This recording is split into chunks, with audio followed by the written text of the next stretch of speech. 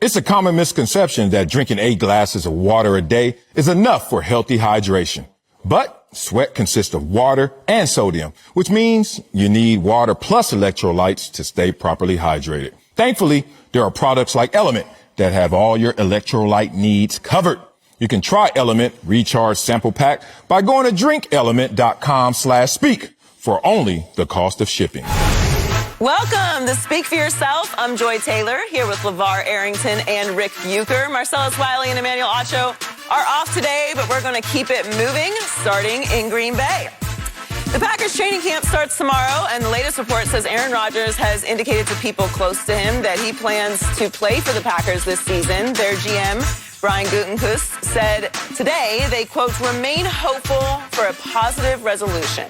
This follows a report that Rodgers wants $90 million guaranteed over 2 years. So, LeVar, should the Packers rework Rodgers' deal to make him happy?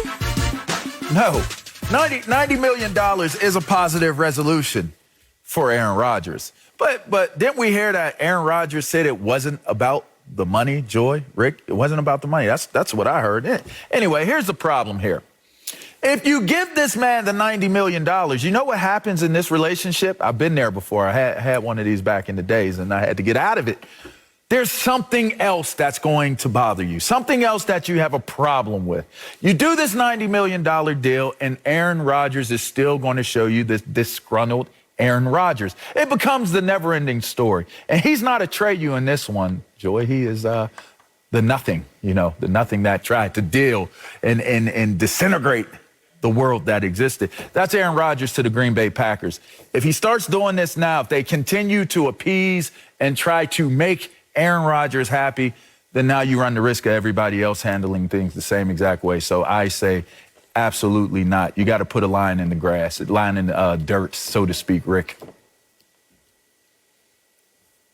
Well, I disagree. I don't think that they have a lot of options if you're Green Bay, especially because we don't know what's going on with Jordan Love.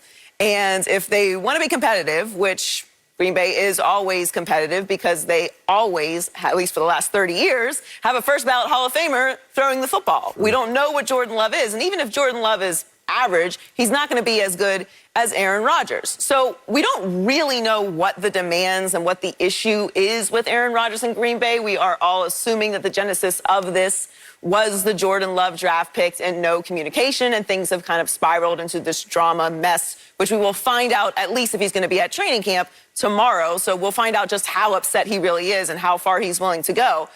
I don't believe it's about the money either, but money, power, respect, the queen, she said it before, they all kind of go together. So whether he really wants this guaranteed money, or it's about the principle of it, that I want to get this bag, and then I also want on the back end a type of contract that I can get out of, similar to Tom Brady. I really think what Aaron Rodgers wants at the end of the day is control over his career. He feels like Green Bay has all the power and control, and that he is a star, and he wants to be able to have some say in his career. That's what I really believe this is all about. And I do think it started with the Jordan Love situation. He went out and won the MVP last year. And so he's just like, I'm just going to do things my way this offseason. I do think he's going to be at training camp. But at the end of the day, this comes down to control. And in some ways, getting that guaranteed money and then having some flexibility on the back ends is what he really wants to show that he has that money, power, and respect. I'm in the uncomfortable position of having to start this show agreeing with LeVar Arrington, which is not a place that I'm used to being. But there's the old line about if someone shows you who they are, you gotta believe them. And in the case of Aaron Rodgers, if someone tells you what they want, believe them. And everything that Aaron Rodgers has done up until this point, to LeVar's point, is it's not about the money. It's about the people. It's about, I just want to go someplace else at that point. That's what we have heard all off season. And so this idea that now the money is somehow going to fix things, it makes me think of bad relationships where the relationship is troubled and he or she says, well, what can I do? Is there anything I can do to make it better? And the other half says, yeah, buy me a new car. Or, yeah, take me on a cruise. You're not fixing the relationship. You're just placating somebody, seeing how far they can push things. And I can't help but feel at this point, Aaron Rodgers is just seeing how far can I push the Green Bay Packers. And to your point, Joy, yeah, it may be a situation where he's looking at how great he is and how much the Packers have depended on him and saying, you know what, I want that recognized, I want that identified. But the truth of the matter is, NFL teams, no matter who you are, no matter how big of a star you are, the NFL team itself always has the upper hand. So Aaron Rodgers is trying to win a battle that he can't possibly win. And where it leaves the Packers is with the most expensive, the leader of their team, now still feeling uncertain about, are we really in a good place? We paid you to be in a good place, but is that going to be enough? And I just, at this point, if I'm the Packers, I know how good Aaron Rodgers is. I think he's the best quarterback in football. At some point, you turn the page and say, you know what? It's just not worth it because it puts us in a too unsteady place. You know, I do agree with you, Rick, but I also agree with Joy in the sense that Aaron Rodgers does have the leverage. And yes, the organizations do ultimately get the end result. They do get the end say on everything that happens. But I referenced the Nothing, the movie, the never-ending story. And the interesting thing was that the Nothing was a parasite that kept eating and feeding and messing things up. That's what Aaron Rodgers is doing right now. He has the upper hand in this sense. You got your best receiver showing solidarity with you on social media, posting whatever the cryptic message of the same exact photo that they post on social media. Now you have Zadarius Smith, one of your best defensive players, on the defensive side of the ball posting, I need a realtor. Now, later came out and said it was something different. I mean, it wasn't about me having a problem with them having a problem with my contract or my options that they didn't exercise. But I needed a realtor, right? So now all of a sudden, this influence of the Nothing, Aaron Rodgers himself, is a parasitic being to this Green Bay Packers organization. The Green Bay Packers may get the last say. They may have the ultimate go on it. But Joy, I look at it from this perspective.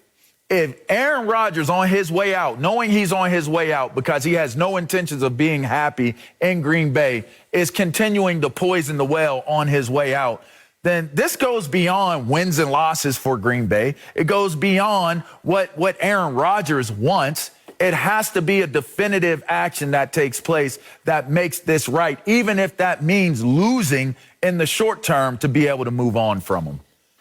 Look, I've been a fan of a team that did not have a quarterback for a long time. So this parasite you're talking about, if Aaron Rodgers is wrong, I don't want to be right, okay? Lord. There is something to having an experience of not having a quarterback, and Green Bay has not known that for decades. They've always had one. So you can sign up for that life if you want to, but it could be a long time before you get one if Jordan Love isn't the guy.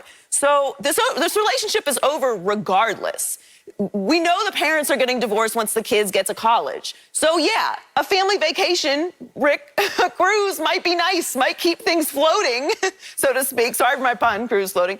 Until you get to the finish line. What is Green Bay trying to win?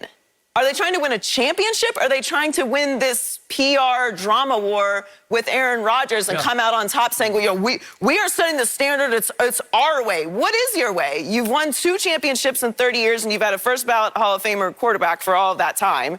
So what is the standard in Green Bay? Is it just, being conservative and never really going all the way in? It's all about the organization. That's cute, that's fun. That's not reality anymore. That's not the world we live in. Stars have a lot of power and a lot of leverage. We just showed Jeopardy. They're able to make money outside of the sport. So, yes, the $90 million that's reported, I think, does mean something because it's $90 million guaranteed. And it's about respect with Aaron Rodgers, and I do think it's about he wants some control over his career. And why shouldn't he have that? Who among us doesn't want to have some say, especially if we're in the 1% of the 1% of what we do in the world? It matters. And to me, this is a failure by the Green Bay Packers organization. Because whether Aaron Rodgers is difficult or not, he's still Aaron Rodgers at the end of the day. You better get him his red M&Ms and chamomile candles in his room and make sure that he's happy if that's what he wants. Because if you want to win a championship, you need a quarterback. And good luck to you, Godspeed, if you mess this up and you don't have one moving forward. Joy, I would agree with all that if we knew from the very beginning that what Aaron Rodgers was looking for was security and to be paid guaranteed $45 million for 2 more years. But that's not where this went. And even if it wasn't of Aaron's doing, he allowed it to go there. He allowed us to get this impression that there was something between him and the Green Bay Packers that wasn't right, and it wasn't about money. And it seems kind of strange to me, almost weird, that Aaron Rodgers would want this kind of contract to assure that the Green Bay Packers would not be able to move on from Aaron Rodgers. He's the league MVP. If he needs to move on, if he wants to move on, if the Green Bay Packers decide, you know what, we can do without the league MVP, Aaron Rodgers is not going to be short of suitors. There are going to be plenty of places, quality places for him to play. So the greatest problem that I have with this, and yes, the way the Packers have conducted themselves over the last 10 years has not impressed me. I feel like they've wasted the talent of Aaron Rodgers. But that's not where we are right now. I'm not going to give Aaron Rodgers a pass for confusing the issue and not making it clear what he wants over this offseason simply because the Green Bay Packers haven't been good over the last 10 years or haven't been good by him. So when I look at this particular situation where we are right now, that's where I think, you know what, Green Bay, you've already made your bed. He's obviously disgruntled over what's happened over the last 10 years. You can't fix that. So you might as well see what you can get for that reigning league MVP and turn the page. If you don't learn from the past, you are destined to repeat the same mistakes that were made therein in your future. I look at this situation, it is much like the Brett Favre situation that, Joy, you have referenced during the course of your discussion points. And Aaron Rodgers is trying to make sure that he can steer clear of being what would be a casualty of the same way that Brett Favre, I believe, went out of Green Bay. So to look at it from the standpoint of putting yourself in a position where it isn't about the money, but if you give me more money, that gives me more power. I've already earned the respect, but you're going to respect me. The ones that could get rid of me, you're ultimately going to have to respect me as well because that money is going to demand your respect. So I can understand where that's coming from, and I can understand not having a quarterback or taking the risk. I agree with all of those things. But for the sake of the decision makers in an ownerless organization where guys will come for the coup, they will come for the throne in a place where there isn't a guy that can definitively say, a person that can definitively say, no, Aaron, you're going to do it this way. Somebody had better do something. Otherwise, you will be winning, but you'll be winning on Aaron Rodgers' terms. And that's something different because then the rest of us is coming for you as well on all these other teams. That's a whole nother conversation. The U.S., the basketball team, they were upset by France to start the Olympics. We'll tell you if we were surprised. Next on Speak for Yourself. Getting recommendations from your friends for that perfect diet might be a big waste of time. The real answer is already within you, your genes. What are the best foods based on your DNA? What foods have the nutrients that you need? How quickly do you metabolize caffeine and alcohol? Don't guess. Use the code Speak for Yourself for $20 off a Geno Palette DNA kit. Find out how to eat for your genes. Let's head out to the Olympics, everyone. The U.S. was upset by France over the weekend and in their first game. The Lost snaps their 25-game winning streak going back to 2004. France finished on a 16-2 run. But after the game, Coach Popovich said, there's nothing to be surprised about. So, Rick, were you surprised? If you had asked me that question before the game, I would have said, no, I won't be surprised if they lose to France. If you asked me that question with 3.5 minutes left when they were up by 7, I would have said, yes, I can't imagine them losing this game because, as it turned out, I couldn't imagine that Damian Lillard would commit 2 turnovers. I couldn't imagine that Kevin Durant would miss 2 wide open threes. I couldn't imagine that Bam Adebayo would miss a putback and 2 free throws, all of which happened down the stretch. It was a comedy or tragedy of error. So the fact of the matter is, going in, I would have said no, because this is the same France team, or at least the same core, that beat us in the quarterfinals in 2019. This is a different Team USA, but that's part of the problem. We're starting from scratch. The only 2 players that are carryover from 2019 are Jason Tatum and Chris Middleton. And Jason Tatum actually didn't play in that 2019 team. So there's no continuity. Meanwhile, we played against a French team that had its core intact from that success back in 2019. But so there's 2 ways to go here. One, that I'm not surprised that they would lose. But because of the position that they put themselves in spite of this loss, I'm not looking at it as a referendum on what Team USA ultimately might be able to do. But for them to melt down up 7 with 3.5 minutes left, to get 3 3-pointers that would have given them a lead with under a minute left, with this team and its array of shooters, that part I'm surprised by for sure. I think our leaning into super teams and appreciation of stars in the NBA sometimes makes us talk about the sport like it's not a team sport. And it is. And all these guys are used to playing different ways. And to your point, this French team had a core that was coming back from 2019. Only KD and Draymond have played in the Olympics before. Everyone else in this squad, this is their first Olympics. So we might have all the talent, but we're not a team. I don't buy into the idea that any of these guys care less than any of the other countries about winning a medal. Why would they be there? This is a COVID year. It's a very strenuous trip. This is not like a normal Olympics where you're getting the full Olympic experience. So I believe that all these men care very much about continuing on the Team USA legacy and winning a gold medal. But we're starting from scratch every single time. Popovich isn't known for being the most flexible of coaches, and this whole entire situation might just call for a couple audibles. They really need to figure this thing out. There's no continuity. We talked all year about the Brooklyn Nets and how great they would be, but our biggest question was what? They don't have any continuity. It does matter. You have a bunch of stars collectively together. It takes a little time to get things going. Middleton, Holiday, and Booker didn't even get there until Saturday nights. So there's a lot of reason to be concerned. Now, I don't think that we should panic. Iran is on Wednesday, and you have Czech Republic on Saturday. Win the next 2 games, and we'll be in a good spot moving forward. But what I don't like hearing is Popovich just saying, like, we shouldn't be surprised. We need to have some standards, and that's very strange coming from Popovich. It's almost like the excuse machine is kind of cranked up here. Like, there are reasons why Team USA is struggling, but don't just, you know, shove it aside. Like, oh, like, why are we surprised? Other teams are great. Other countries are great. Like, no. You have something that you need to figure out here. The players, there's reports that they're unhappy because there's concepts and not plays. They just need to all sit down and figure out what adjustments they need to make moving forward that's going to elevate everyone and get everyone to play together, which seems to be the issue. Yes, I am truly surprised, shocked even. This should be embarrassing.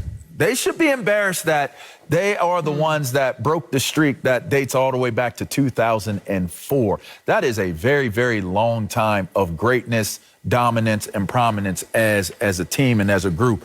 The one team that you can always bank on, that you can always count on that's going to bring a gold medal back, and that still could be true, still could remain true, is the basketball team ever since they made it a deal where pros could play in the Olympics. We all remember that. They brought the Dream Team together. That was the birth of the Dream Team.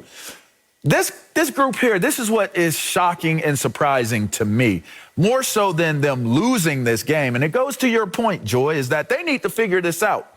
Even on that Dream Team, every single time they were on the court, you knew who the guy was, okay? If it was MJ that was out there, and in Dream Team terms, that could be Michael Jordan or it could be Magic Johnson.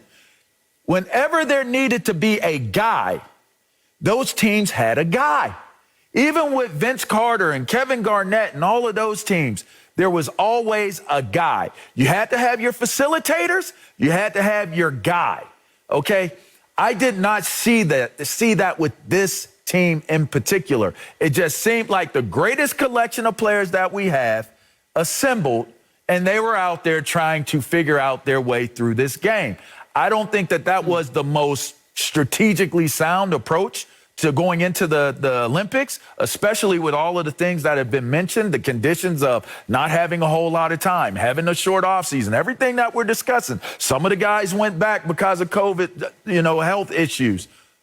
But here and still, you're telling me one of the greatest coaches of all time, and Greg Popovich, can't put together a simple enough game plan for this collection of guys and say, you're the facilitator, you're the scorer, you're the rebounder, you're the defensive guy. Play your role or go home. We'll get somebody else in here that can do it.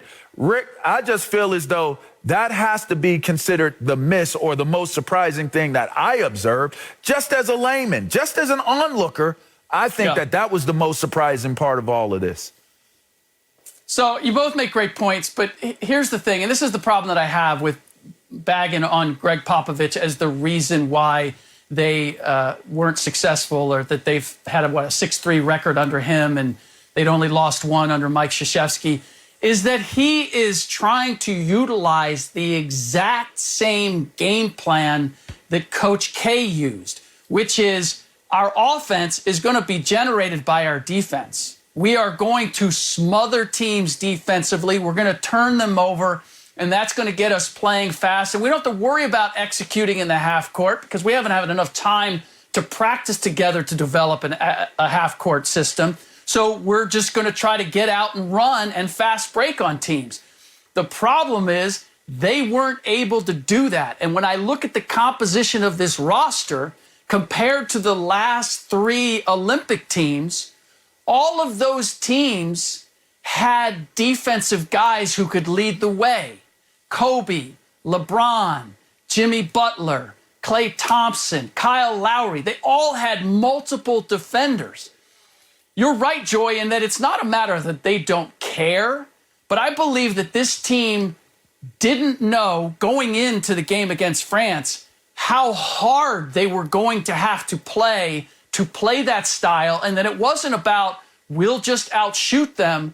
It was we're going to have to bring it defensively. And they certainly didn't do that. Now, the other element that's exposed here is the fact that we as Americans, we don't have any U.S.-born quality big men anymore. Look at the NBA and who the best big men are. They're all foreign players. And what France did is just turn back the clock. They were playing 2 7-footers on the floor the entire second half. We're trying to guard them with Draymond Green, Bam Adebayo, and Kevin Durant. Kevin Durant ended up fouling out in attempting to guard Rudy Gobert, as you might expect. So it's just a matter of the reason that I'm not surprised is because of the disparity and the fact that things have changed. And the way we put our teams together is not the way international teams are put together. The reason I was surprised is that I've seen us figure this out before in spite of all that and get the job done. And we were right on the precipice of doing exactly that one more time, and then we kicked it to the curb. Yeah, we were right there until we weren't.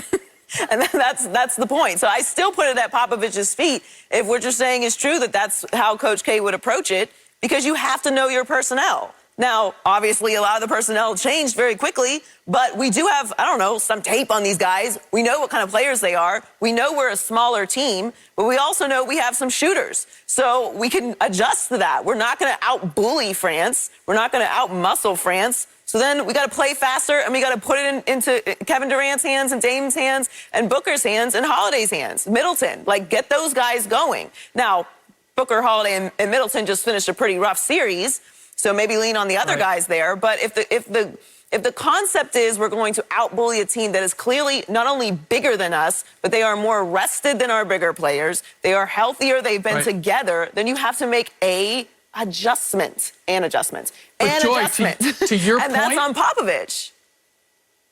To your point, the experience of international competition with this particular roster is not there. No, no. We've only had two guys who've played in the Olympics. KD and Draymond, that's it. And the rules are different, and the way the game's officiated is different. So we have a lot of guys who just aren't familiar with what you can do to get away with playing against bigger players. And all of that is to me, is a function. I agree with you. I loved your first statement about we should be building a team rather than a collection of all-stars. Like, I think there are players that aren't necessarily stars or all-stars that would help this team because they would do the dirty work, because they would be willing to play defense and focus on that alone. It's why Keldon Johnson is on this roster, essentially.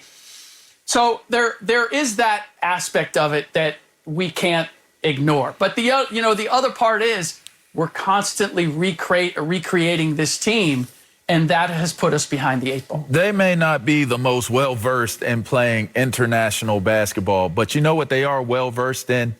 Isolation basketball. All these guys, most of them, are at their best when isolating players. How do you not figure out a way to isolate them? I thought it was a little damning to say that they couldn't get out on the fast breaks and be able to do things that they're normally able to do in this game that they played against France. I think that's damning because you're talking about the greatest collection in the world of players that can play isolated basketball. And to me, if you can't find a way to clear up the court for KD to do what he needs to do, create space if you're Dame Lillard to do what you need to do. I just don't buy that. I don't like that at all. And quite frankly, I don't think I'm bagging. I don't think we're bagging on Greg Popovich. I think we're saying that if you have guys that have superpowers, then you have them use their superpowers, not other things, Joy. That's all I'm saying. Yeah, the problem is that you have all these guys who have superpowers, individual superpowers. And in the international game, having someone play one-on-one doesn't work because they don't have defensive 3 seconds. And they're playing with much bigger guys. France did, and a number of these teams will. The guys are not used to seeing. We're not used to seeing that in the NBA. So the ability to ISO a guy and have him attack like you can in the NBA is really not an option when it comes to international basketball. And that is the crux that Greg Popovich is facing. Roster may not be good enough to play the way that it worked for Coach K, and we don't have enough collective experience together to play in a half-court set and play slower with bigger players and win that way. So it's really in trouble. It's not an easy place. It's not an easy place to be. And we've always figured it out. But to his point, to Pop's point, it hasn't always been easy. I mean, we've had plenty over in winning the last 3 golds. There have always been a couple of games that could have gone either way. We just ultimately ended up on the right side. And hopefully we still will. We have Iran on Wednesday and Czech Republic on Saturday, so they can get back on track. It's just up to them. Coming up, are the Cowboys legit Super Bowl contenders? We'll answer that next on Speak for Yourself.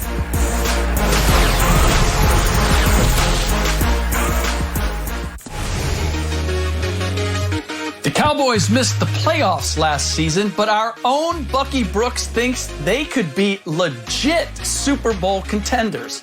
Bucky said Dak Prescott's return will raise expectations. He added that the healthy return of the O-line and Dan Quinn's impact on the defense can be a game changer.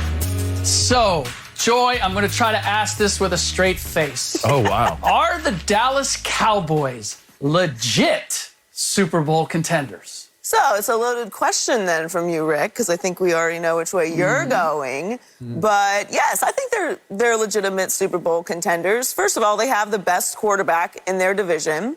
So they're in the best position to win this very weird division.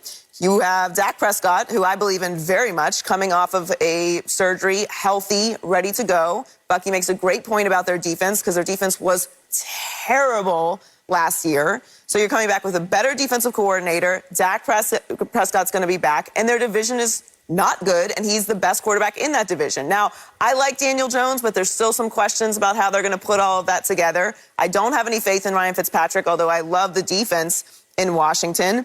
And then you have a Philadelphia, which, I mean, if anyone can explain what Philadelphia is going to do this year, I would love to hear it. So you have to win your division first, right? And they are in the best position to do that. There are some things about Dallas that would concern me when it comes to being a Super Bowl contender, like they haven't done that in a very long time. But it's another year under McCarthy. Dak Prescott is back, and their division is up for grabs. So I think you can have a little bit of faith in the Dallas Cowboys this year. The Hard Knocks thing is concerning. We know that teams that have Hard Knock taking around don't tend to do very well during the season, but it is Dallas, and they're used to a lot of noise and cameras and pizzazz going on around the facility. So I have a little bit of faith in the Cowboys this year. Now, I'm not saying they're going to win a Super Bowl this year, but I do think you can say they are contenders. If you look at their situation, it is much improved from last year.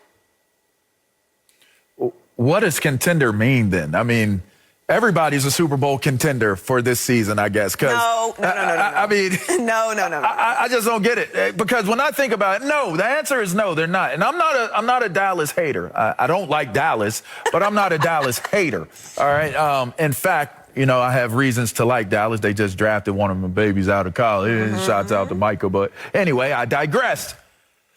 Dallas has given us no reason to think that they would transition from being the team that they have been and are going to be now a Super Bowl contending team. Super Bowl contending team is Aaron Rodgers coming up short 2 years in a row in the NFC Championship game, that round.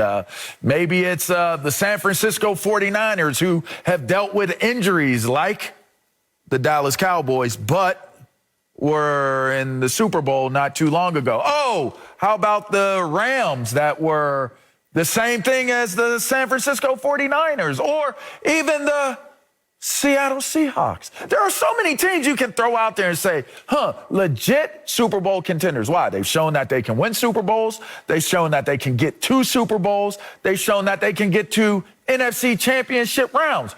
Sure, Dallas looks to be a good enough team to win the NFC East. I don't think that you should write off the Washington football team. But even with that being said, even if they do win the NFC East, that does not equate to saying, all right, they won their division, they're in the playoffs, they're going to go to the Super Bowl, or they're going to contend for the Super Bowl. Think about the teams that are probably going to make it to the NFC divisional rounds into the playoffs. I don't see Dallas being a team that, even with the roster that they have, even with Ezekiel Elliott coming in motivated and poised to have a good year, weighing 218, feeling good in the gym. Dak Prescott is back healthy again. Your offensive line is back healthy again. Dan Quinn, your defensive coordinator. You got draft picks and free agents. So what? They've done this forever. They've done this forever. You have to give us and show us a reason why Dallas is a Super Bowl contender. And at this point, for all of the shortcomings that they've had, you just got to go ahead and show it before somebody's going to sit there and crown you, unlike myself or how Joy just crowned them. I ain't crown anyone. I ain't doing it. I ain't going to do it, Rick. Joy didn't crown them. Bucky Brooks didn't crown them. The great problem I have is with the word legit. Surprise contender? Yeah, they could be that. I mean, it's the difference between possible and probable. It's possible that almost anything could happen.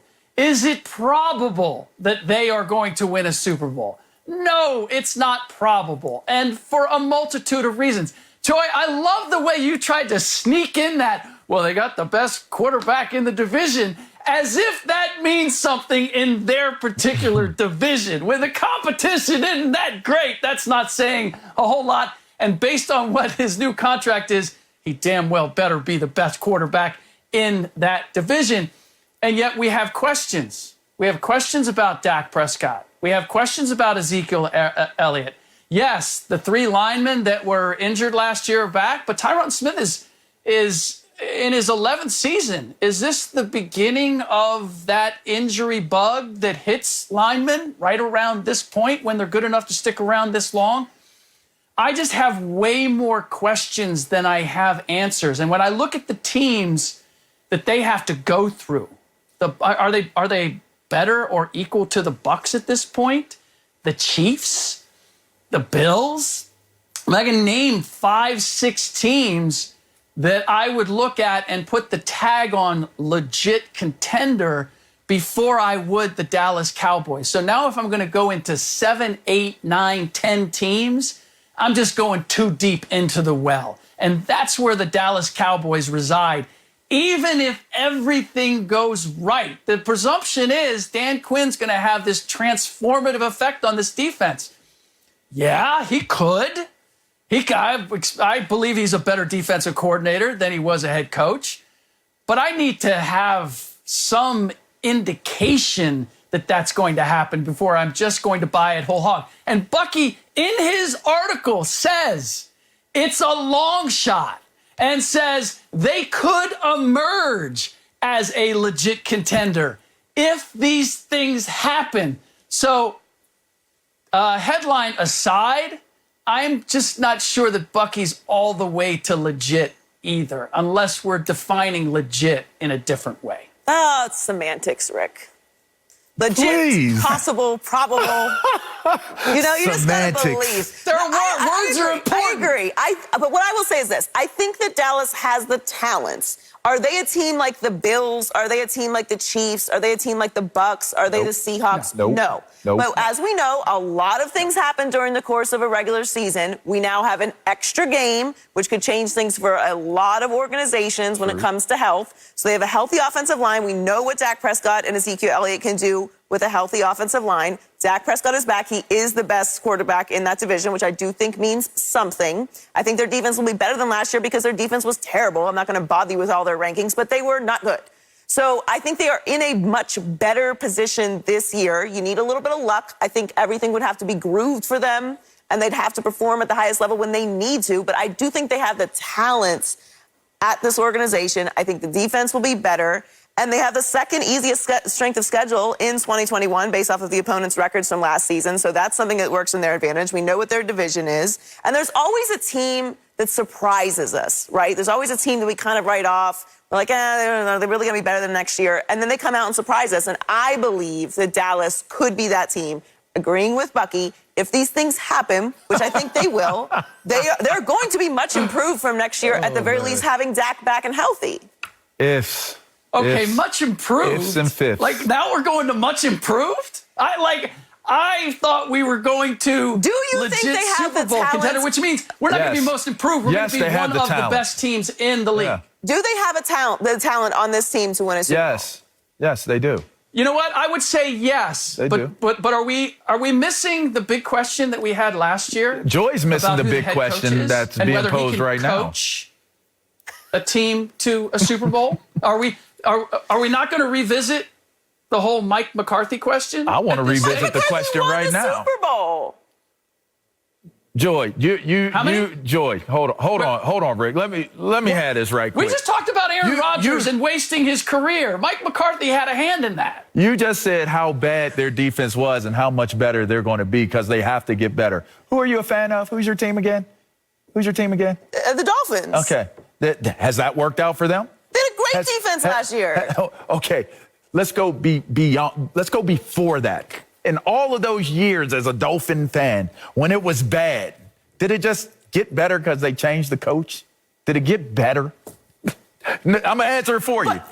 No, it didn't. They didn't have a quarterback. It didn't get better. They didn't have a quarterback. It didn't get better for many, many years. And it's gotten better, but it ain't that much better. Let's go to your second team, Joy. Who's your second team? The Steelers. Okay. They won how many games before they started losing? I think 10 or 11 games they won. and lost They don't in have the a running first game. round. They don't have a running game. You can't ask Ben Roethlisberger to throw it 500 times a game. So it's okay to conveniently lob out excuses as to how you come up short.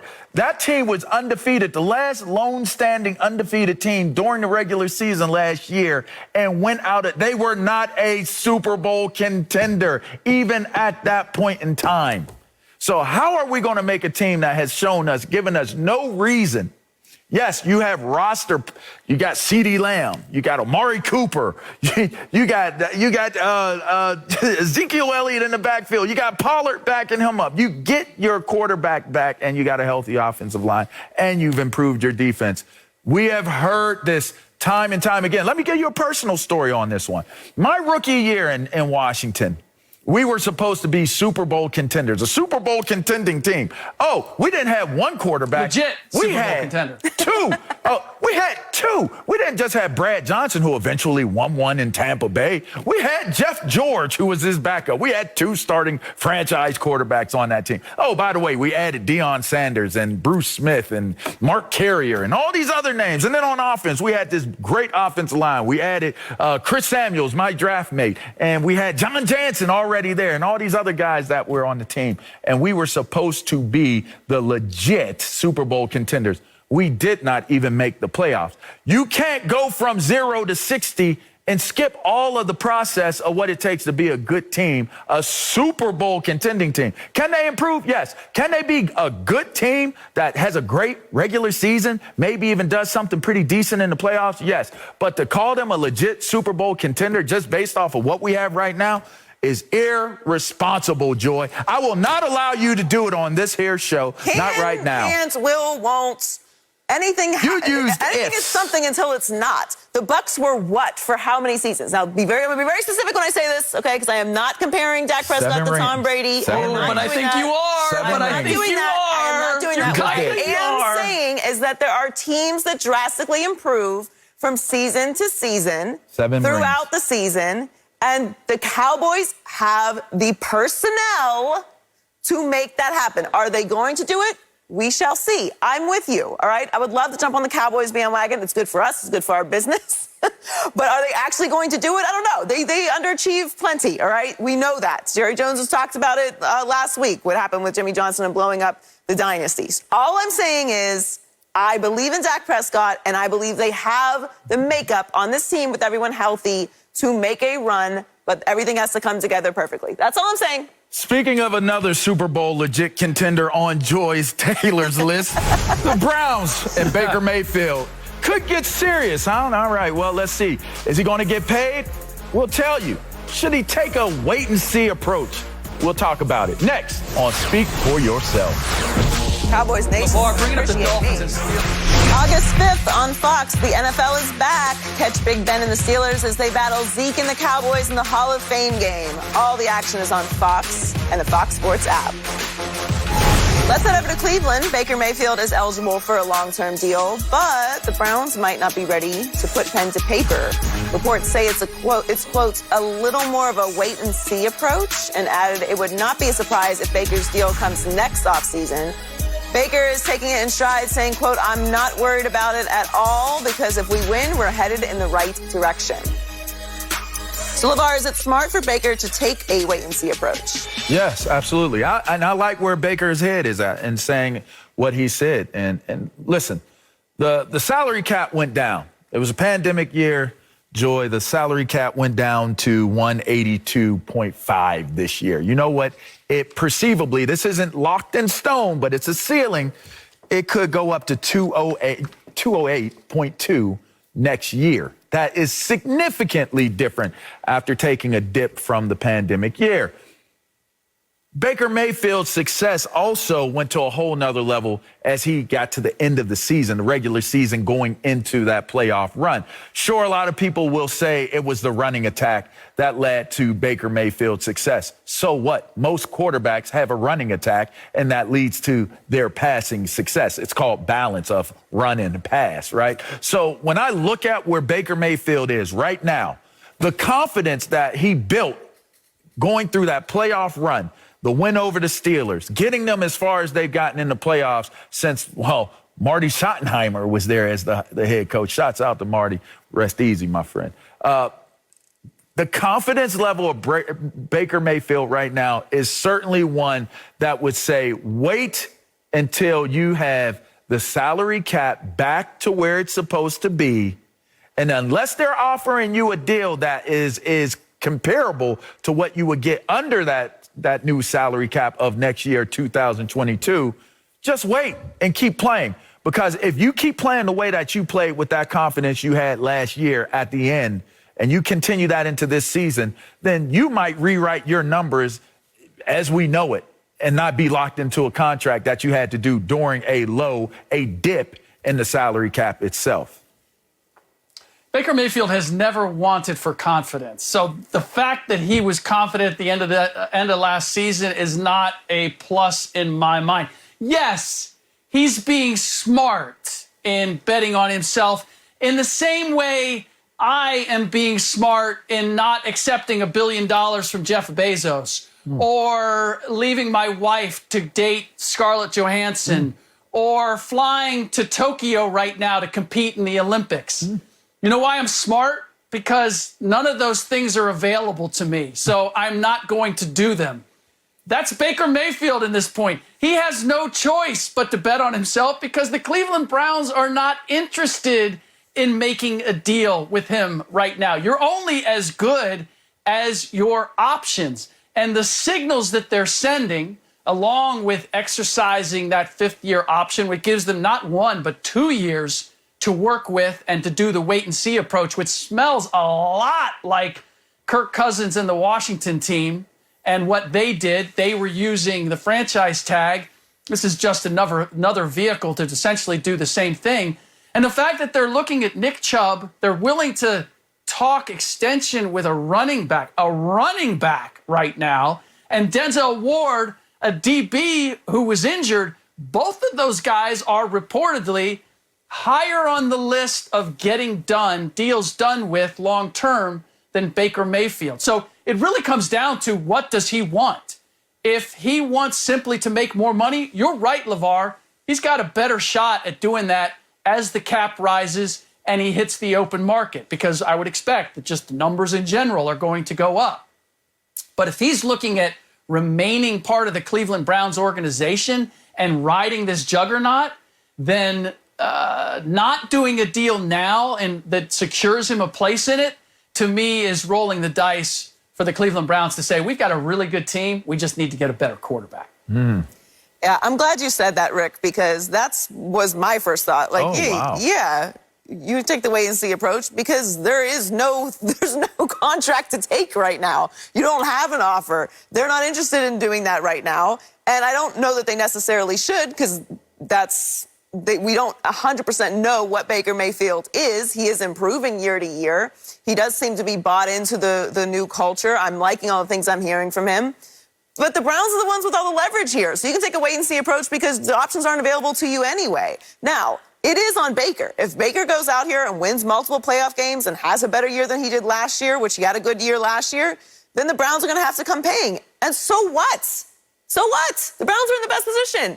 That's a great situation to be in. You have your franchise quarterback, and now you can pay him. You have to pay franchise quarterbacks. That's how it works. You pay the guy. So they're in the best position possible. Find out what Baker is this year. If he turns out to be great, you're happy to pay him. If he doesn't, then, you franchise tag him again. For all of our sake, I hope that doesn't happen because, man, I don't like talking about quarterback contracts. I don't know if I can recite all of our conversations about Dak Prescott's contract for them to ultimately just give him the contract. Now, I think Baker Mayfield is the future of the Browns. I do think that they will end up getting a contract done. It doesn't make any sense to me to continue to franchise tag a quarterback. It becomes very expensive. It becomes a huge albatross around the organization because you don't know what the future is. Are you really building around him? Are you really dedicated to him? Now, I understand Baker Mayfield is not on the Aaron Rodgers and Tom Brady and Russell Wilson level, but you have to have a quarterback. He seems to love the city. The fans love him. They're building a real culture there in Cleveland for the first time since I've been alive. So I think they're in a good position, but it is on the Browns. The Browns are actually the ones who are taking the wait-and-see approach. They're the ones betting on Baker. Let him go out there this year. You don't have to pay him. See what he is. If he turns out to be great, you're happy to write that check. I think it's really a good situation for everybody right now. Let me first address you, Rick Slick Bucher. How dare you throw out there billion from Bezos, Scarlett Johansson. What was the last one? It doesn't even matter. First of all, we have to be competing in the Olympics. Yeah. We have to be realistic in what we're thinking. And so does Baker Mayfield. Our probabilities and options.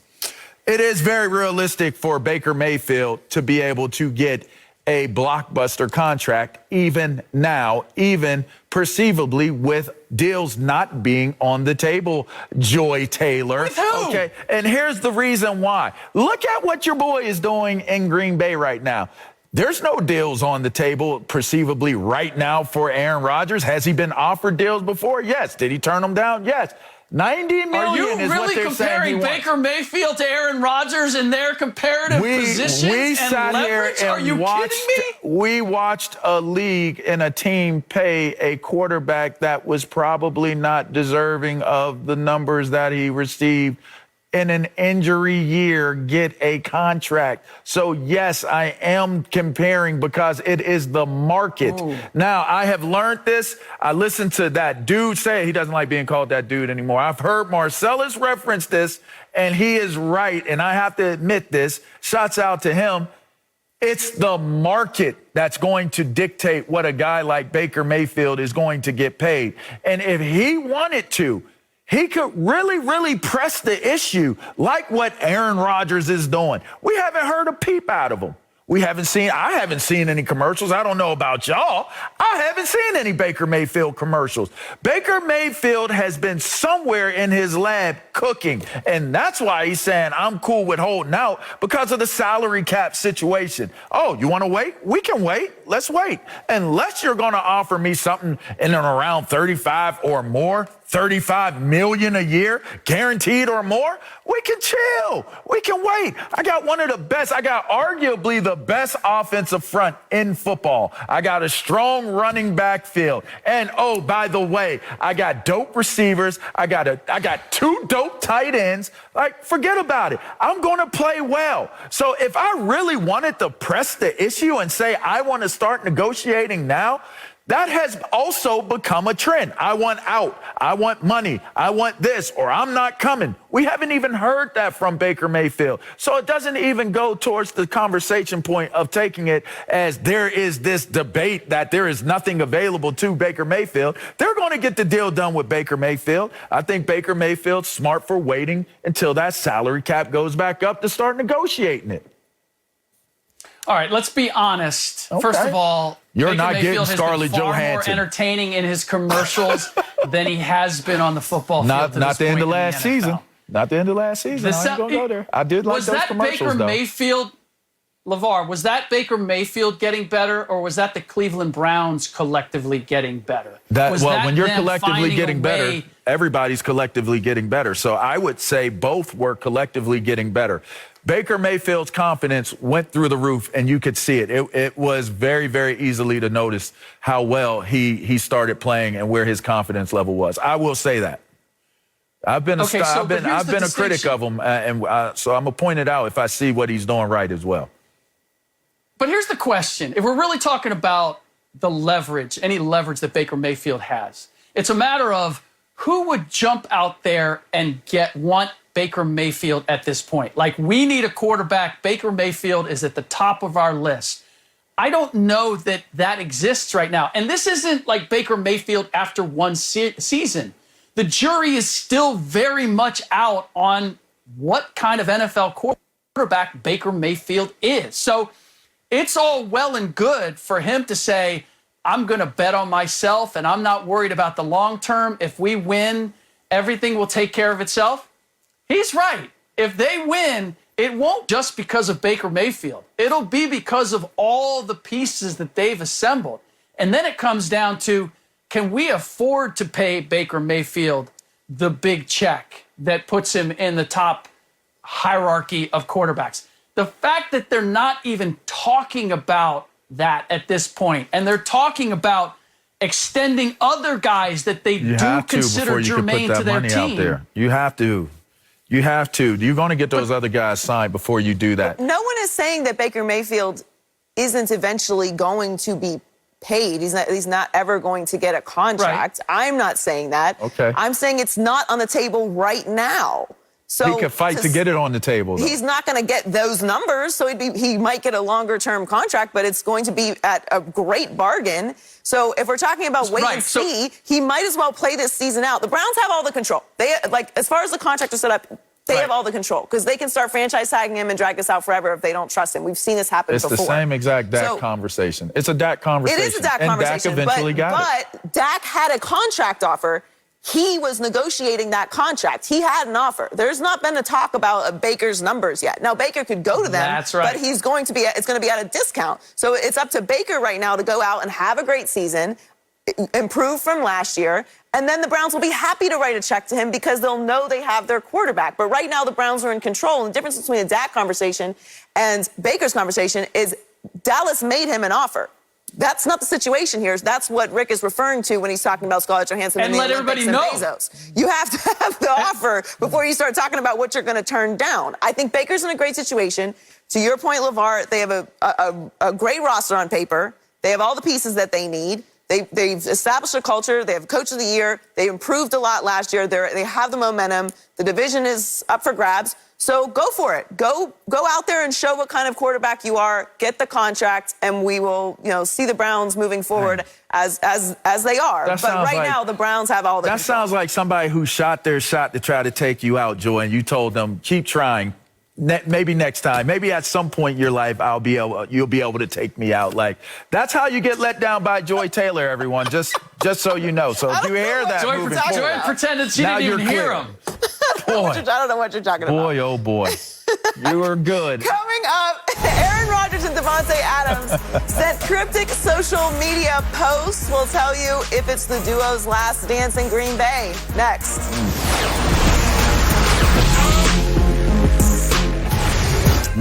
Adam Schefter reports the Packers are offering concessions and are close to an agreement that would bring back Aaron Rodgers to Green Bay for at least this season.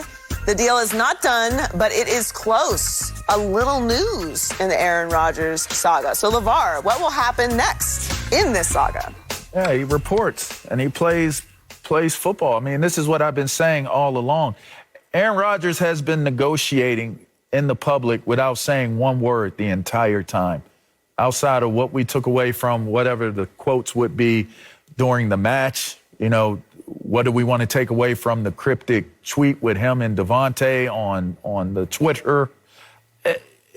It's simple and it's plain. We talked about it earlier. Aaron Rodgers is really fighting for more power. He wants more control and more power over how the rest of his story is written, how it's written, who's the narrator, who's the author of it, and that's what it comes down to in this situation. So by making these concessions, I would say this becomes a win situation for Green Bay, not so much for Aaron Rodgers. Now, I'll be interested to see what these concessions are that make it easy for Aaron to be able to part ways after this season, because to me, the most important aspect of this for him and his legacy is how does it play out and how does it end in Green Bay? Yes, we'll look at his career and the body of work, and we'll call him one of the greatest of all time, and that's rightfully so. But I think that there's still something bigger here that he's fighting for within that power and within that control. And I don't know that he gets this. I think his legs possibly get cut from under him by Green Bay utilizing this opportunity to create a deal that would be a one-year deal that allows for him to leave after this season. I think that's what he wants, though. I think that's what he's always wanted since they decided that they were ready to move off from him by trading up in the draft to take a quarterback. The not telling him part, I think, is what spiraled all of the drama. But that was a message. It wasn't like Jordan Love fell to them in the 3rd round and they were like, yeah, we could use a backup. No, they made an effort to go and get him. That is a sign. That is saying we are looking towards the future. And if you're Aaron Rodgers, who still feels like you're in your prime, and he just won league MVP, he's like, what? I want some power and control over my career. If you guys are just going to tell me when I'm done, I'm not for that, especially after what I've proven in this league. I'm trying to win a championship, and you guys are out here trading up for a quarterback. I'm going to go out here and win MVP and show you what a disaster of a pick that was. Now, the actual pick itself I don't think is that big of a deal, but it is the message that was sent. So the Packers are in a position to win a championship this year. We just talk about legit contenders, or the Cowboys legit contenders. The Packers are legit contenders. They were in the NFC Championship game 2 years in a row. So it makes sense for both parties, with all the drama this offseason. Give Aaron Rodgers the deal that he wants so he can leave next year. There's too much bad blood at this point, I think, to move forward unless you gave him all that guaranteed money, which it doesn't seem like Green Bay wants to do. So let him walk after this year. Run it back one more time. Go all in. Let the fans enjoy one more year of Aaron Rodgers, because it does seem like the fan base is starting to turn on the situation as well. You have the pieces in place. Give him what he wants. Move on. You took Jordan Love for a reason. And then everyone just goes our separate ways, and we'll see what the future holds. There's going to be a market for Aaron Rodgers, and he wants to go somewhere where he has some say and some control. That seems to be the case, so they wouldn't be negotiating this deal. What happens next is that we get a full year of speculation on where Aaron Rodgers is going to play 2 years from now. But in the short term, it finally all makes sense. Because I never understood why someone of Aaron Rodgers' stature and accomplishment would want a 2-year guaranteed deal to assure that the Green Bay Packers couldn't move on from him, as if the Green Bay Packers wouldn't be on the losing end of that breakup. It just didn't make sense. This makes all the sense in the world. He got to a point where he realized, I can't get out now. My options are not going to be available to me, because it's going to be a matter of me being traded someplace. So that creates a problem. Let me negotiate my way where I'm going to spend 1 more year in Green Bay, and then I get to choose ultimately where I'm going to go. And the team that I go to is not going to have to give up any resources to get me. I've always believed that was the end game for Aaron, and that his feeling was, I just don't want to be in Green Bay anymore. Now, going to all of the social media stuff, though, and The Last Dance, which now does make sense, even though when I first saw it, I thought, I'm not sure I'm buying into this. He could be trolling us. He could be trolling the Green Bay Packers. It could mean that they're well, who knows what it means. And the reason I was suspect of it is because we've seen a future Hall of Fame quarterback, well, catfish us before, certainly catfished me. If you recall Drew Brees, when we didn't know whether he was coming back or not, and there was questions about whether he was going to return, we got that post of him pushing a sled and working out. And here we go. And I bought into it. We got a little squirrely today. Oh, he's coming back. He's getting ready. And then what was it, like 24 hours later, he said, nah, I'm done. I'm retiring. I'm gone. So I can't put a whole lot of stock into these blank, cryptic social media posts. But I'm now of the belief that what Aaron Rodgers was showing us with Davante Adams was the truth. This is the last time we're going to see Davante Adams and Aaron Rodgers play together in a Packers uniform. I'm a chess player. And one thing about chess, you have to look at the board and you have to assume for moves that you didn't assume were going to be moves. That's how you play the game. Those who are really good at it can actually hide them well enough where you still don't even see them, even though you try to prepare for them. You are in the smoke screen, Rick. And I hate to admit this to you, but you are living in the smoke screen. And you know what? So are you, Joy. Y'all both living in the smoke screen. Okay. And here's what I'll say. Aaron Rodgers just celebrated a championship. So, and I thought there, I said to myself, why would you use a Michael Jordan, Scottie Pippen picture to represent your last dance and all this other? You haven't won a championship. You just came close. He did just win a championship, actually. Let's set the record straight. As a minority owner of the team that actually won the championship. The man is thinking like an owner. He's not thinking like a player in this moment. And when you look at his career, and we're measuring, we're weighing out what Aaron Rodgers wants. Aaron Rodgers doesn't want that contract so that he can get out and choose where he goes. The most unique aspect of all of this is that Green Bay does not have ownership. You don't want to go somewhere else when your whole entire career has been based off of the people that you entertain being shareholders and the people that vote on what takes place within the organization. Why would you want to go somewhere else? If you can find a great situation somewhere else, great. But the idea that you have ownership in the team, that's the basketball team there, and you're the beloved quarterback for the football team that's there, why would you set yourself up to have to go when the person that is making the decisions is your target? You're targeting Mark Murphy. Let's just be clear here. That's who he's targeting. That's who he wants out. All of this is buying him time and creating a narrative and creating an opportunity for him to try to get that guy out and get somebody in that he wants. Now, if he can pull that off, then he's won. Everything else is just, to me, it's football banter. The real eye on the prize for Aaron Rodgers is to have complete control. And I kind of think that's what Brett Favre was feeling. There is a symptomatic feeling of maybe entitlement and wanting thirst for power in that organization because there is no definitive leader that says this is what it is as an owner. That's me thinking. Now, I could be totally wrong, guys, but I think that is the smokescreen, is that he wants to remove anybody of power and influence and put in who he wants so that he can dictate the way that he wants to. LeVar, that is a deep Reddit That's what conspiracy. I do. That is so rhetorical. All of this whole drama, this whole offseason has just been so Aaron Rodgers can stay in Green Bay Correct. and replace the front office? Yes. That's what I heard. Absolutely. Okay. Absolutely. So that he's gonna negotiate a new deal. Yes. To leave at the end of the season. Right. But what's really going to happen at the end of the season is he's going to flip the script and say, I want to stay, but this guy's got to go. You have an entire season to play well, like you did the last 3 seasons, the last 2 seasons, and you have the ability to continue the narrative of negotiating in the public. What is the incentive for Green Bay to move Murphy out? To keep Aaron Rodgers.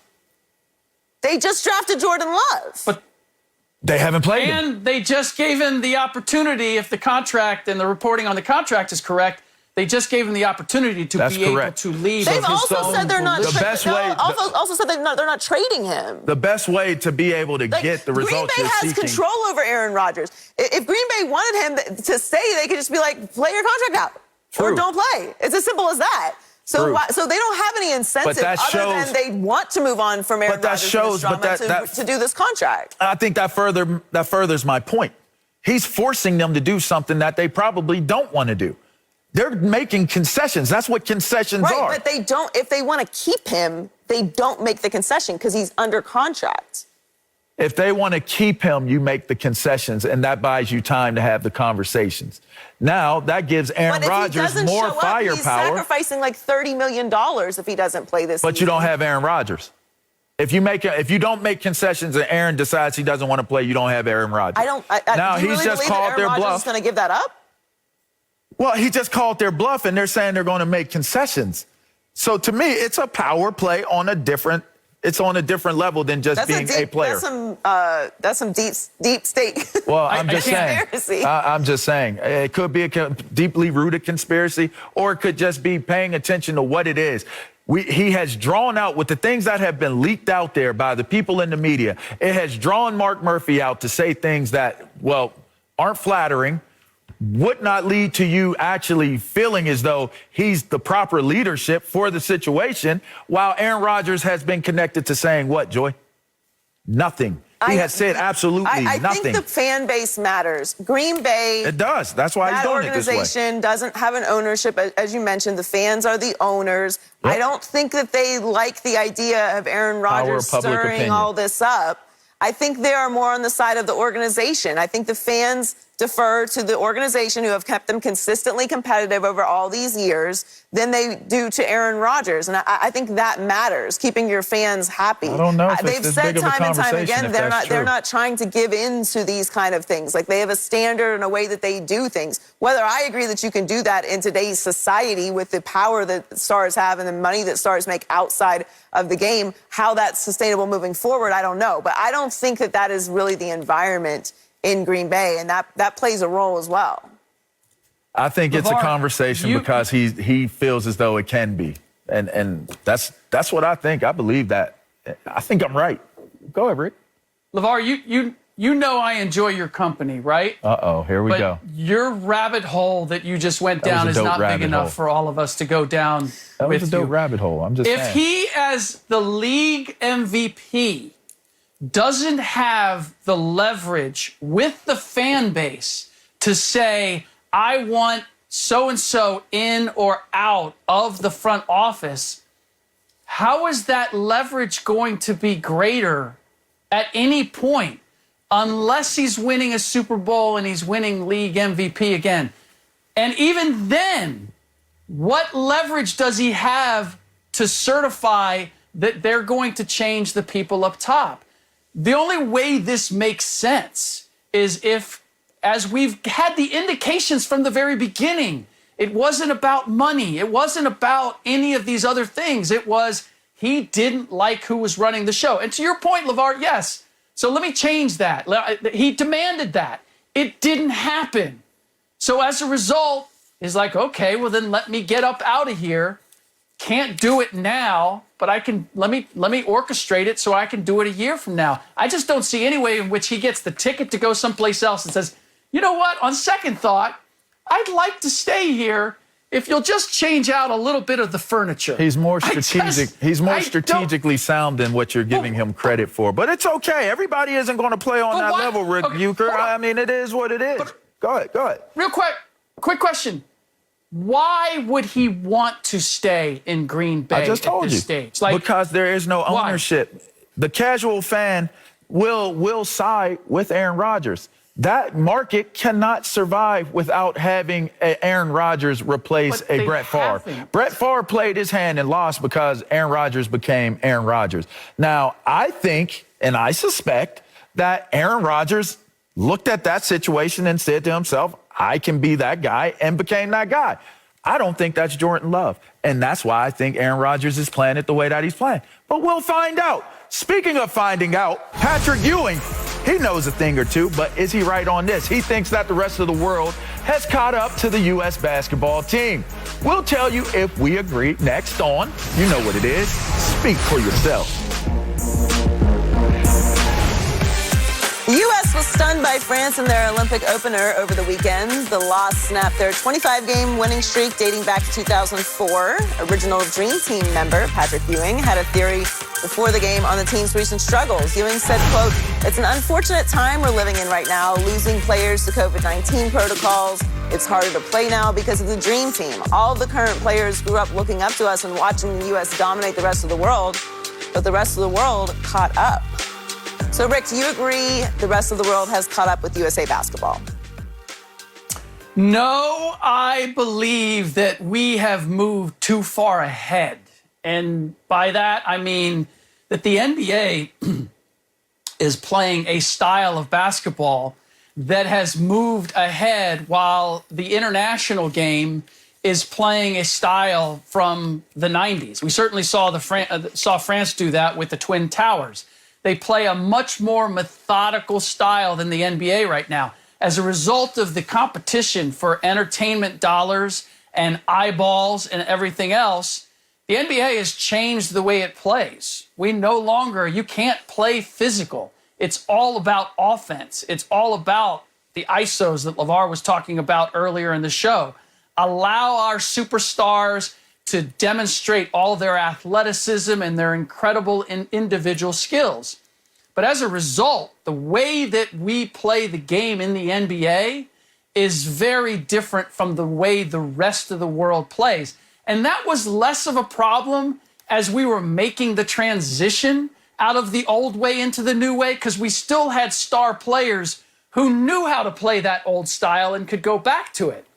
Now, you look at Draymond Green and Kevin Durant and Bam Adebayo. Those are our big men on Team USA.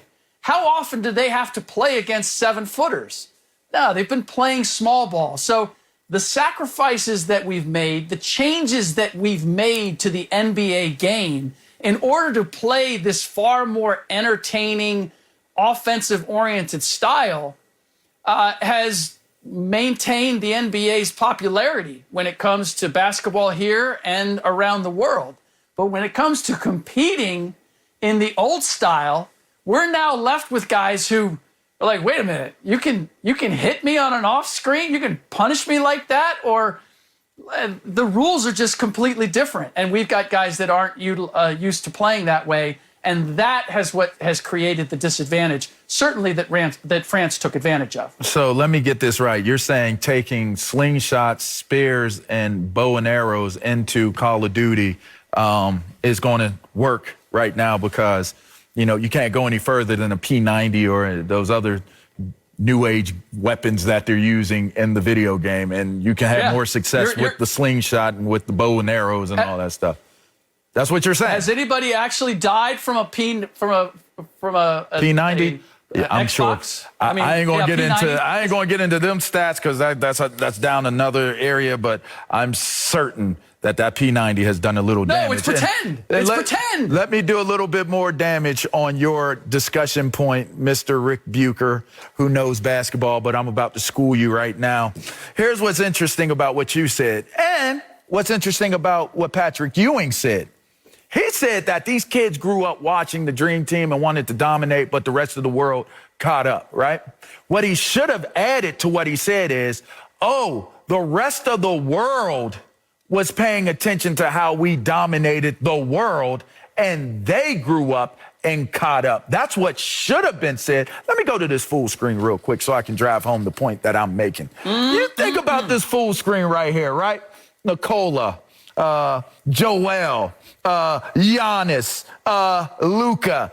Out of 5 guys that led the votes for winning the MVP award of this year, only 2 were American soil born. Think about this. Down there, that fine print that you're looking at, it says, let's see, Jokic, MVP, Defensive Player of the Year, go Bear. He was on that France team that just upset us in the U.S. Okay. Finals MVP goes back to Giannis of Greece. I tell you this, it's not that the NBA, the U.S. players are so much better and they can't play tough basketball and defense. It's that the basketball style, the athleticism, the way you shoot the ball, the way you dribble the ball, all these times that these players have gone abroad and all these videos that are on social media and on the digital platforms where you can watch them. I don't need to be in the gym with LeBron's trainer. I don't need to be in the gym with KD's trainer. All I need is to be able to mimic. You know what I used to do when I grew up? My dad couldn't run with me because of his injuries from the war. He used to put in VHS cassette tapes and press it, plays, say, run like Eric Dickerson. Do it like this. Look, hit the blocker like Mike Singletary. You see that? Greg Lloyd. Here it is. Boom, boom, boom, boom. There has been such an embracing and an embodying of what USA basketball, American basketball looks like and represents, that they have caught up to being able to do it the exact same way Americans do it. And that's the symptom that we saw play out when France beat America. Joy?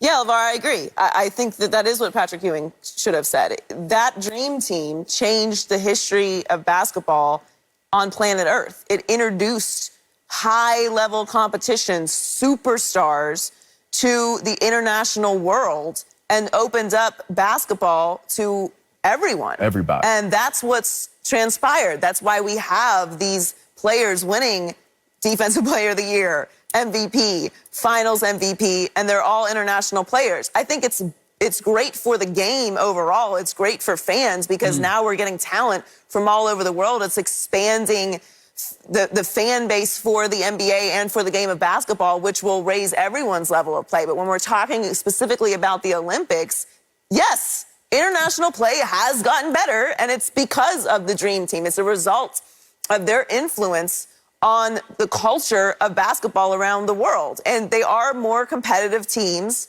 around the world and in the Olympics than there were when the Dream Team was playing. Does that mean that we don't still, as Team USA, have the greatest collection of talent? No, we absolutely do. But these other teams do have a lot of high-level talent, and they need to be taken seriously. It isn't going to be a situation where you can figure things out on the go when the Olympics are here. And that's what the big concern is for Team USA, because they don't have the continuity that some of these teams do. We have more talent, but is our style of play, is our game plan, are these concepts that Popovich is putting out there going to work against these teams, which, to Rick's point, are very physical? It's not that the NBA isn't a physical game. We just used to be so much better than the rest of these teams that we could out-physical them, we could outshoot them, we had more skill, and we don't have all of those things anymore. So I do think the physical element does matter. We're a smaller team. We don't have continuity. There's clearly something wrong. Maybe the conditioning took away from some of the actual concepts being implemented when they first came together. They just got Booker, Holiday, and Middleton. There are a lot of reasons why Team USA is struggling. But I do think it is important to mention that, yes, the competition is better as well. I'm glad you brought up the COVID-19 and the truncated season and the shortened season last year. Like, all of those things are factors because they're factors with the NBA, and they weren't with the players that played internationally. Most of those leagues went on and played as normal. But very quickly, can I just get LeVar's full screen back? Can we take a quick glimpse? I want to utilize his own material against him if I can. All right. And if you look at Luka Doncic and you look at Joel Embiid and you look at Giannis Antetokounmpo and Nikola Jokic, what do they all have in common? They're not one-on-one players. They are team players. They're orchestrators. They're guys that are good for the most part at both ends of the floor, or they're just amazing maestros. Now look at Team USA and what we have right now. How many maestros do we have on that team with a LeBron James not there, with a Chris Paul not there? It's one of the elements that's missing when it comes to this particular Team USA. And I would say in general, because our great stars have now become individual great scorers more often than they've become the Luka Doncic's who are involving everybody. Coming up, will Justin Herbert take the biggest leap out of the second-year quarterbacks, or could it be Joe Burrow? We'll answer that next on Speak for Yourself. Joe Burrow will be back on the field for training camp, according to reports. After missing the end of last season with a torn ACL, Burrow, along with fellow 2020 NFL draft members Tua and Justin Herbert, are set to enter their second seasons in the league. So I have to ask, LeVar, among those three, which of those quarterbacks do you expect to take its biggest leap in year two? Yeah, I'm looking at Tua as the guy. I think out of the three, he has the least questions that need to be answered. He has a winning record as a starter. He has familiarity with the coaching staff. They have a tremendous defense. And while they have plenty of questions, I understand that there will be questions raised about the offense in particular.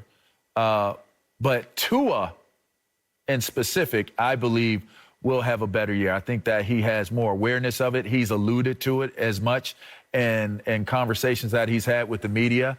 He feels as though he has a better understanding, a better grasp of the game at this point. And I believe that Tua is the shoe-in.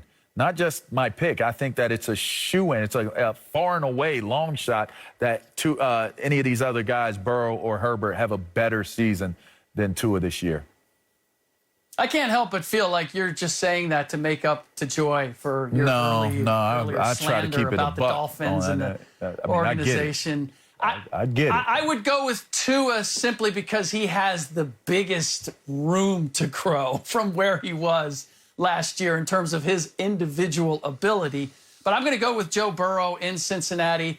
I'm not completely objective here, being a son of the Natty. You are a fan. But when I look at what he was able to do with a horrific team around him before he got injured, the tools are there. The demonstration is there. Now you're going to add Jamar Chase. You're going to improve the offensive line.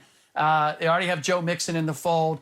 I just think it's tailor-made for him to improve. I believe he has as much talent as Justin Herbert has, and yet his QBR and his passer rating was closer to Tua, to be honest with you. I like Herbert. I would expect that he's going to continue to grow and could take another step. I just look at what he was last year, and I'm not sure that there's that much more room for him to grow compared to how much room I think there is for Burrow to improve. Yeah, Rick, I agree. I love Justin Herbert, and I love what he did last year, but how much more is he going to improve on that? He's already good. I think he will get better, but we're talking about a big leap here, so that's why I'm also going to go with Joe Burrow. I loved Joe Burrow coming out of college. I was really disappointed to see him injured. I'm not a Cincinnati Bengals fan, but I love Joe Burrow, and I do think that he is going to take a big step up this year. He's going to have a whole healthy season. He has Jamar Chase. They have a lot of experience together. They've been working all offseason together. So I think he's going to come back healthy and take a big step up. We don't know what the coaching situation is with the Chargers yet, and I am not a full believer in Tua yet. Much like LeVar with the Cowboys, I got to see it first. So I am going to go with Joe Burrow. Coming up, Tom Brady is flexing with his 7 Super Bowl rings. I believe in him. Well, yeah, we'll tell you if his Bucs are the clear favorites this season. Next. A new report says the Packers are making concessions to convince Aaron Rodgers to come back for at least one more season. His teammate Davante Adams' future is up in the air, too. And the duo separately posted a shot of Michael Jordan and Scottie Pippen, which appears to be a reference to The Last Dance. So, LeVar, will this season be the last dance for Rodgers and Adams in Green Bay? No, it will not. This is all a smokescreen, and all of y'all can live in it while I sit there and laugh at y'all doing it, Rick. I have nothing else for it. Yes. I don't know if it means that they're going to win a championship together, but I do believe that it means that he is out of there. I think he is out of there as well, but Davante and the Packers are talking about contracts again, so now that he's back, we shall see. Thank you guys for having me. It was fun today. LeVar with his conspiracy theories. We'll have more of that tomorrow. That's it for us on Speak For Yourself. Thank you, guys. We'll see you later.